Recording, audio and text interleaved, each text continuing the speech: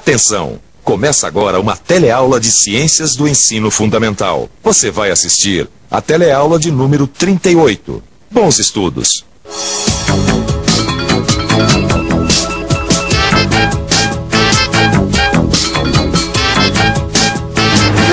Passada, a gente viu como é que a energia solar, que é transformada pelas plantas, vai passando de um ser vivo para o outro.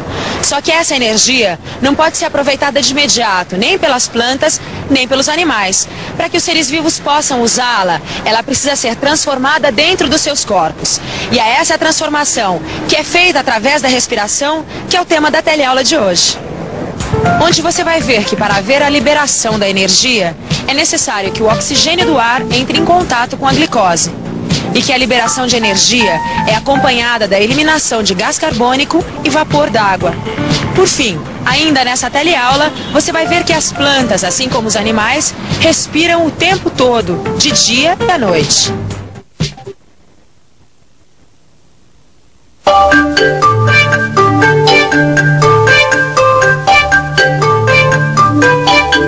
Nossa, quer dizer que o monóxido de carbono pode até matar? É, mas o monóxido de carbono é um gás perigoso. E o pior é que ele tá solto por aí, né? Sei. Mas o que essa história toda tem a ver com o que a gente está vendo sobre a fotossíntese? Não, tem tudo a ver. Porque a poluição do ar afeta diretamente a respiração. E a respiração é fundamental para os seres vivos. Porque é ela que libera a energia que a gente precisa para viver. E tá ficando um pouquinho complicado, viu? Porque o que o processo químico da respiração tem a ver com a liberação de energia? Para responder essa pergunta, vamos dar uma recordada no que já aprendemos. Para começar, a gente viu que o alimento é a fonte de energia para todos os seres vivos.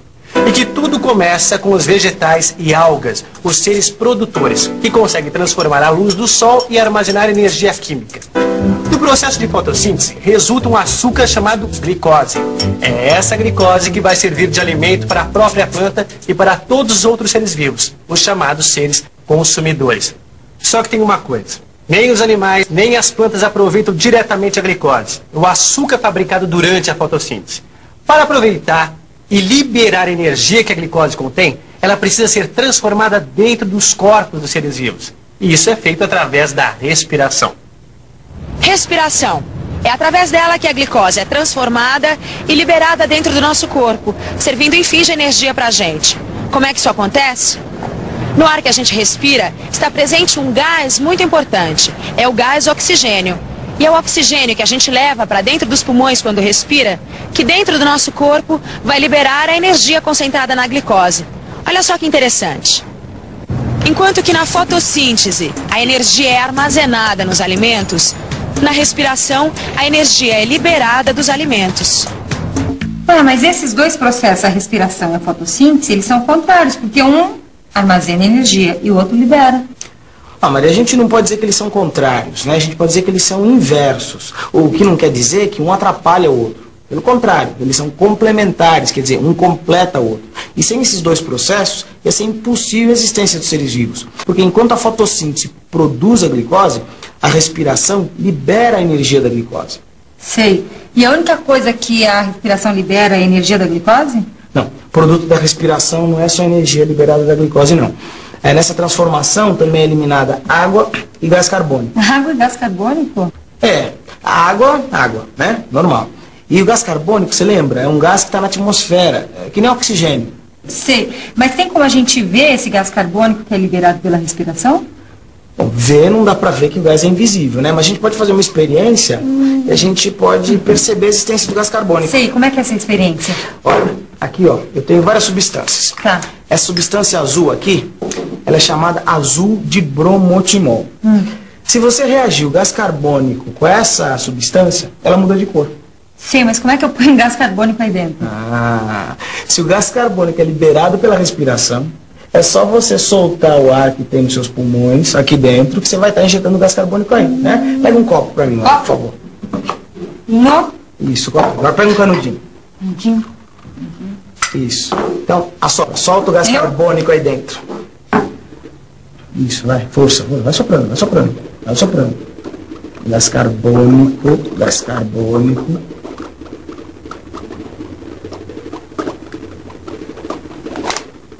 Isso. Nossa, ficou amarelo.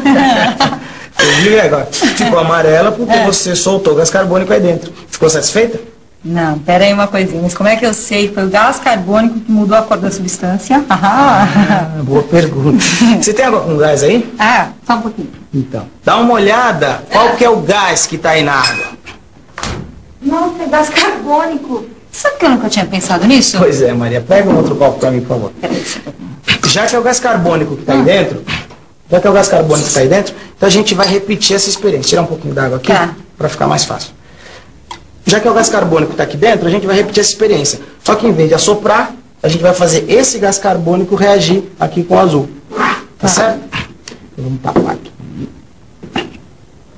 Opa. Isso. Segura aqui. Olha lá. É o gás carbônico aqui que está borbulhando aqui dentro. Tá certo? Não, peraí, agora não tem mais nenhuma dúvida não. Eu já entendi. A respiração libera energia da glicose e elimina água e gás carbônico. Só mais uma coisinha, tá? Para que serve a energia liberada da glicose? Pois é. A gente viu que é através da respiração que a glicose tem sua energia liberada. E essa energia é usada para quê? Olha, grande parte dessa energia é utilizada na manutenção da temperatura do nosso corpo.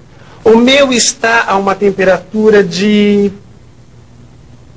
36,5 graus Celsius, que é a temperatura média de um corpo humano em boas condições de saúde. É claro, manter o nosso corpo nessa temperatura não é fácil. Isso exige muita energia. E parte da energia liberada da glicose pela respiração é utilizada para isso, para manter a temperatura do nosso corpo.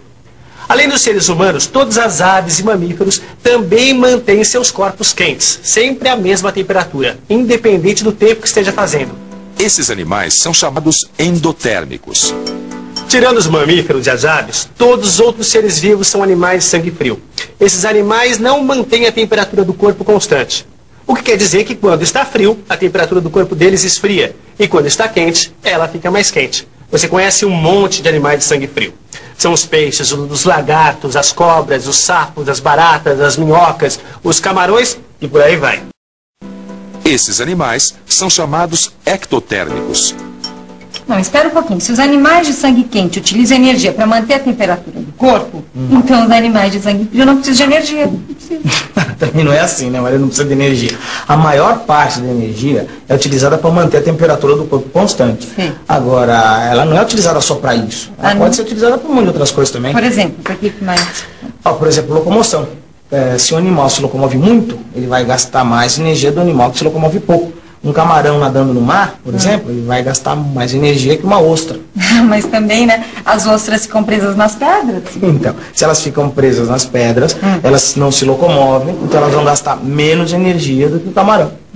Então eu posso dizer que uma barata que anda para lá e para cá gasta mais energia do que um bicho preguiça? Não? Maria, essas comparações são complicadas. Porque quando você tenta comparar o gasto energético de dois animais tão diferentes, você tem que pensar no ambiente que eles vivem, na atividade de locomoção deles, se eles mantêm a temperatura do corpo constante ou não. Nossa, quanta coisa, né? Não, tem que comparar várias outras coisas também. Então, peraí. A energia que veio lá da planta, a glicose, é liberada pela respiração.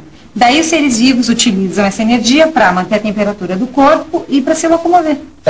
Manter a temperatura do corpo, se locomover e mais um monte de outras coisas. Será que as plantas também respiram?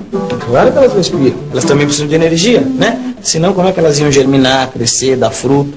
E a energia da glicose, que a própria planta fez através da fotossíntese, para ser liberada, ela precisa de oxigênio. Oxigênio que as plantas consomem através da respiração. É verdade, tem aquela história que as plantas respiram. E tem até um papo que elas respiram só à noite, porque de dia elas estão fazendo a fotossíntese, né? Tem esse papo que eu não sei de onde é que veio. Porque é o seguinte, durante o dia a planta faz fotossíntese. Mas isso não quer dizer que ela também não precisa respirar. Quer dizer, ela continua durante o dia fazendo fruto, crescendo, fazendo folha nova. Quer dizer que mesmo quando elas estão fazendo a fotossíntese durante o dia, as plantas respiram? Isso. Quer dizer, a luz ela não interfere na respiração. Geralmente, a taxa da respiração das plantas é constante durante as várias horas do dia e da noite. Para a gente poder visualizar melhor essa história de que as plantas respiram, vamos ver um gráfico que nos mostra isso mais claramente.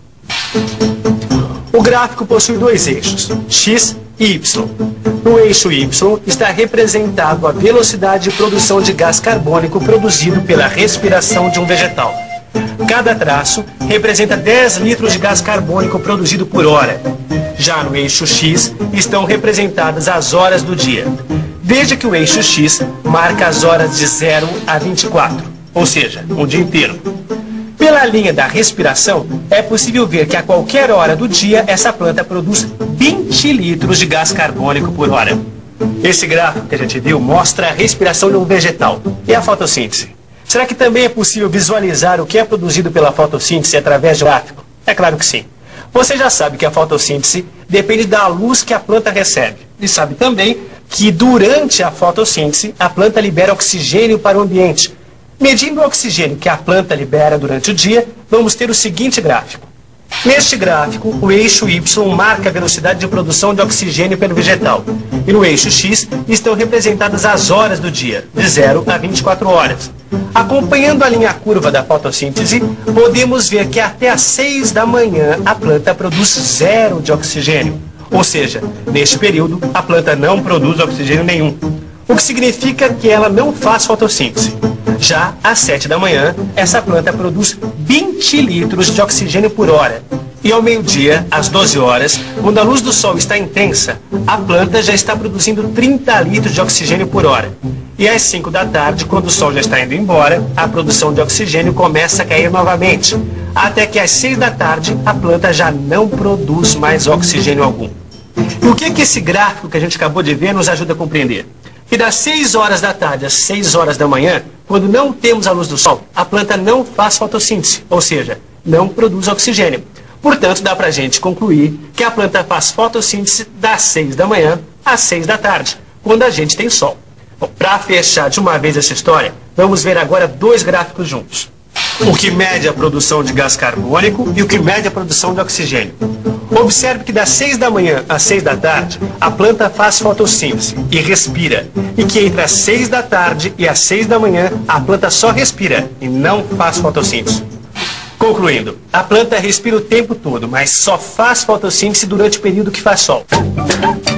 E atenção, se liga aí que é hora da revisão. Na teleaula de hoje, você viu que é no processo de respiração que a energia obtida pela fotossíntese é liberada. Viu também que para haver a liberação da energia, é necessário que o oxigênio do ar entre em contato com a glicose. Ainda nesta teleaula, você viu que a respiração, além de liberar energia, também elimina gás carbônico e vapor de água. E por fim, ainda nesta teleaula, você viu que as plantas, assim como os animais, respiram o tempo todo, de dia e à noite.